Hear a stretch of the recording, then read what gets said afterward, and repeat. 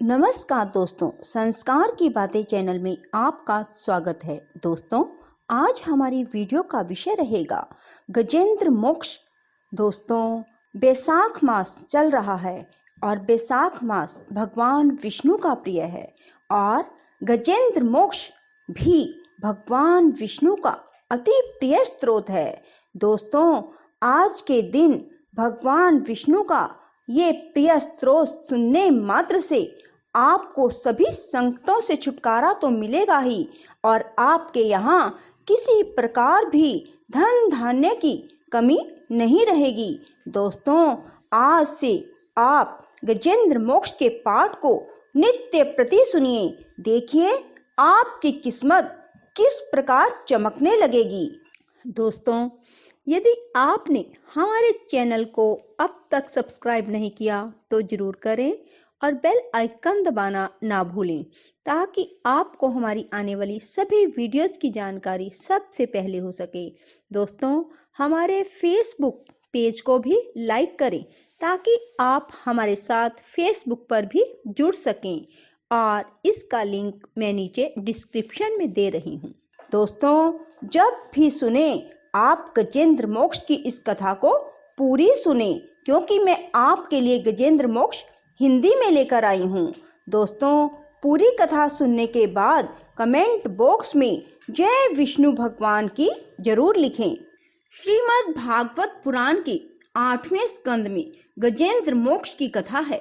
दूसरे अध्याय में ग्रह के साथ गजेंद्र के युद्ध का वर्णन है और तीसरे अध्याय में गजेंद्र कृत भगवान की स्तुति और गजेंद्र मोक्ष का प्रसंग है और चौथे अध्याय में गज ग्रह के पूर्व जन्म का वर्णन है। श्रीमद् भागवत में गजेंद्र मोक्ष की कथा के पाठ का महात्म बतलाते हुए इसको स्वर्ग और यशदायक, कलयुग के समस्त पापों का नाशक, दुस्वप्न प्रणाशक और मनोकामना का साधन कहा गया है। तीसरे अध्याय की स्तुति बहुत ही उपयोगी है। इसकी भाषा और भाव सिद्धांत के प्रतिपादक तत्व बहुत ही मनोहर है। भाव के साथ स्तुति करते करते मनुष्य तन्मय होकर लीन हो जाता है। गजेंद्र मोक्ष कृत इस स्तवन का आर्त भाव से पाठ करने पर लौकिक और पारमार्थिक महान संकटों और विघ्नों से छुटकारा मिल जाता है। निष्काम भाव से पाठ करने पर मनुष्य अज्ञान के बंधन से छूटकर भगवान को प्राप्त हो जाता है। स्वयं भगवान का वचन है, जो ब्रह्म मुहूर्त के समय जाकर इस स्रोत के द्वारा मेरी स्तुति करते हैं उन्हें मैं मृत्यु के समय मोक्ष प्रदान करता हूँ।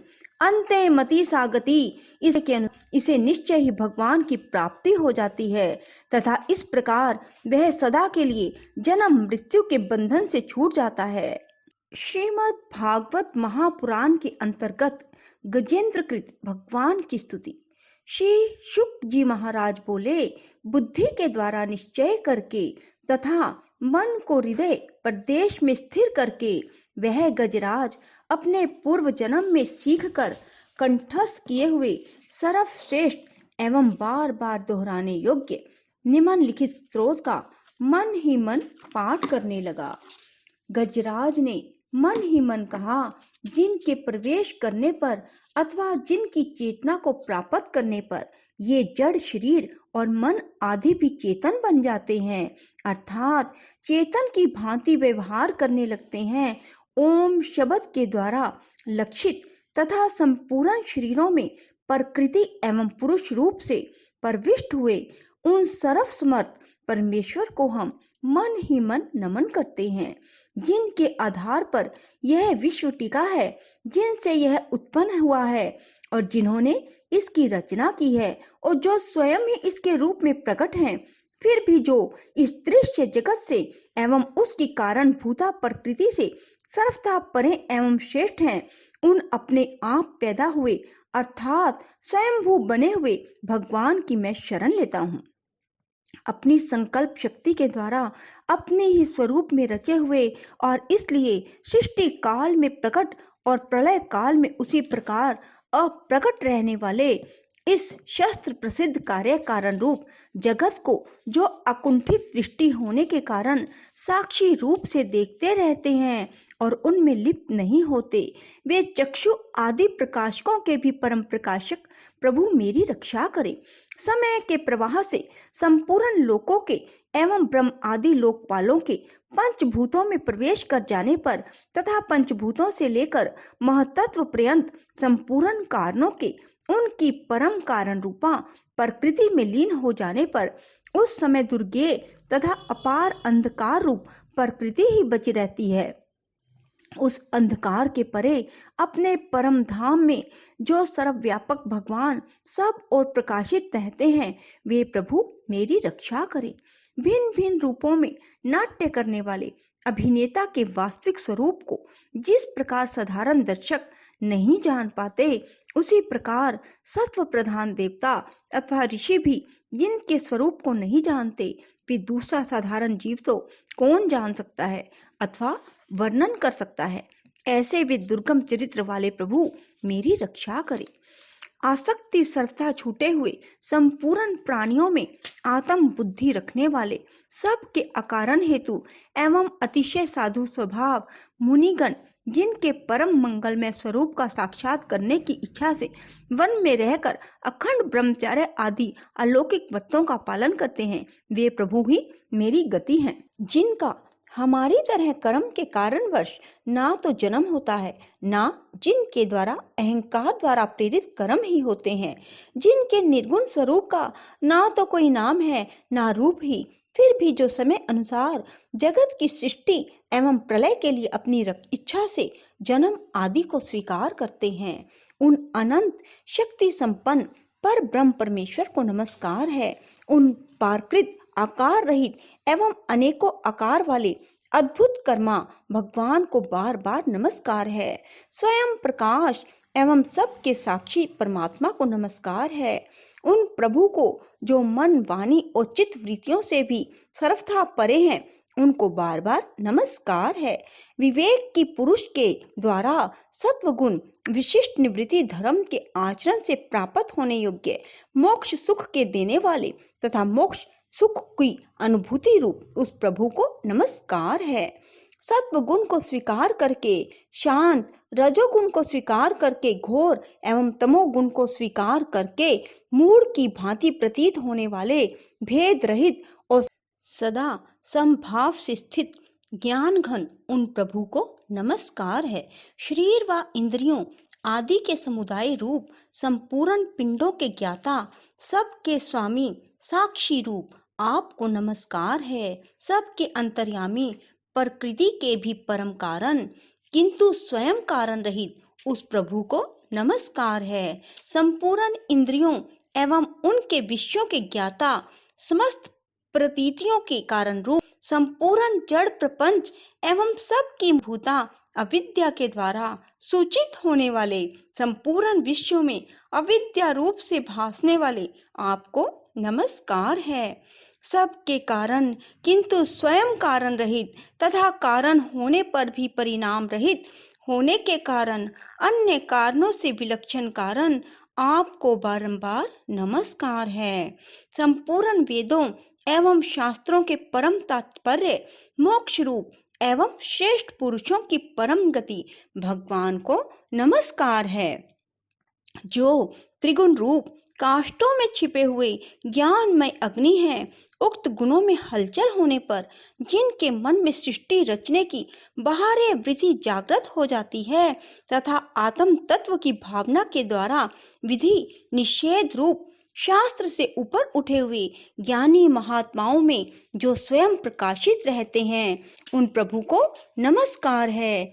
मुझ जैसे शरणागत पशु तुल्य अर्थात अविद्याग्रस्त जीव की अविद्या रूप फांसी को सदा के लिए पूर्ण रूप से काट देने वाले अत्यधिक दयालु एवं दया करने में कभी आलस्य न करने वाले नित्य मुक्त प्रभु को नमस्कार है।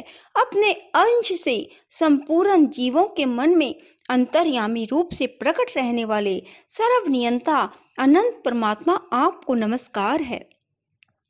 शरीर, पुत्र, मित्र, घर, संपत्ति एवं कुटुंबियों में आसक्त लोगों के द्वारा कठिनता से प्राप्त होने वाले तथा मुक्त पुरुषों के द्वारा हृदय में निरंतर चिंतन किए जाने वाले ज्ञान रूप सर्वसम्मत भगवान को नमस्कार है। जिन्हें धर्म, मनोवांछित भोग, धन एवं मोक्ष की कामना से भजने वाले लोग अपनी मन चाही गति पा लेते हैं, अपितु जो उन्हें अन्य प्रकार के अयाचित भोग एवं अविनाशी पार्षद शरीर भी देते हैं, वे अतिशय दयालु प्रभु मुझे इस विपत्ति से सदा के लिए उबार लें।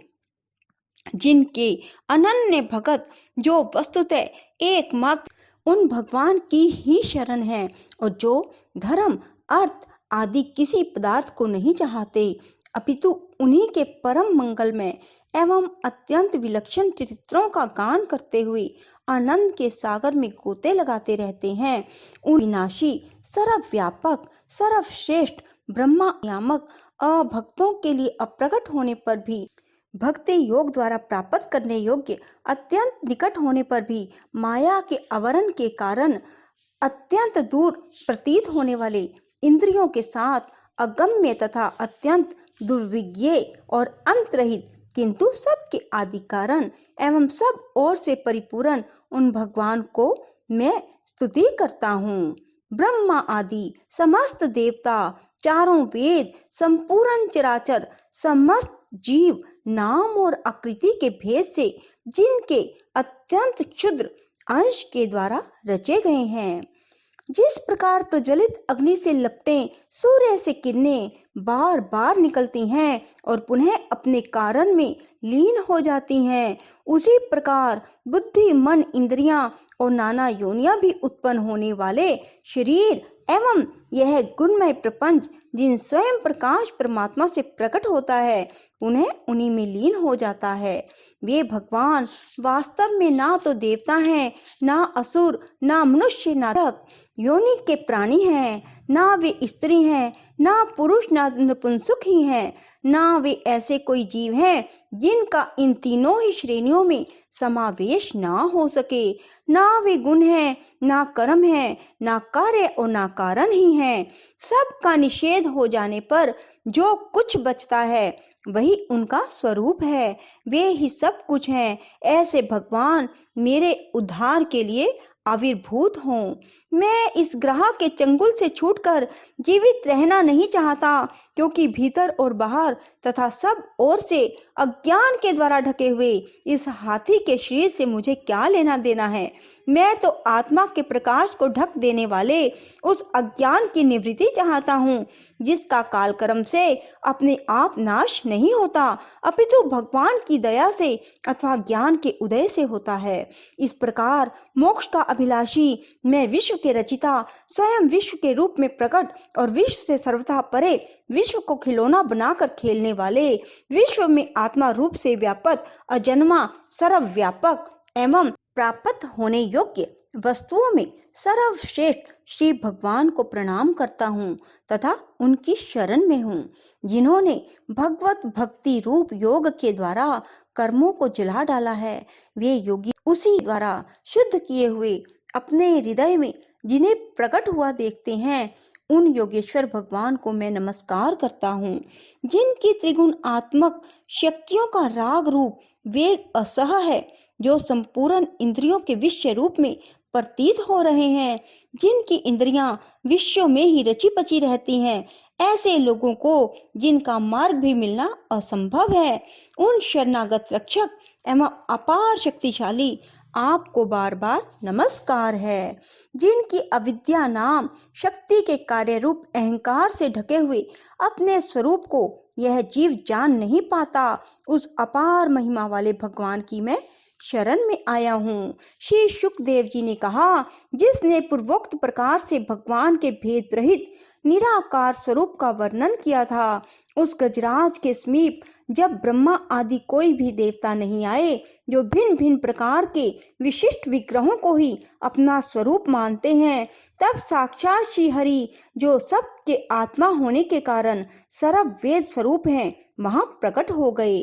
उपयुक्त गजराज को इस प्रकार दुखी देखकर उनके द्वारा गाई हुई स्तुति को सुनकर सुदर्शन चक्रधारी जगदाधार भगवान इच्छा अनुरूप वेग से चलने वाले गरुड़ जी की पीठ पर सवार हो स्तवन करते हुए देवताओं के साथ तत्काल उस स्थान पर पहुंच गए जहां पर वह हाथी था। सरोवर के भीतर महाबली ग्राहक के द्वारा पकड़े जाने पर दुखी हुए उस हाथी ने आकाश में गरुड़ की पीठ पर चक्र को उठाए हुए भगवान श्री हरि को देखकर अपनी सूंड को, जिसमें उसने पूजा के लिए कमल का एक फूल ले रखा था, उसे ऊपर उठाया और बड़ी ही कठिनता से सर्व पूज्य भगवान नारायण आपको नमस्कार है, यह वाक्य कहा। उसे पीड़ित देखकर अजन्मा श्री हरि एकाएक गरुड़ को छोड़कर नीचे सरोवर पर उतर आए। वे दया से प्रेरित हो ग्रह सहित उस गजराज को तत्काल सरोवर से बाहर निकाल लाए और देवताओं के देखते देखते अपने चक्र से उस ग्रह का मुख काटकर उसके चंगुल से हाथी को उबार लिया। राधे राधे, जय श्री कृष्णा। दोस्तों, यदि आपको हमारी वीडियो पसंद आए तो इसे लाइक करें और शेयर भी जरूर करें। धन्यवाद।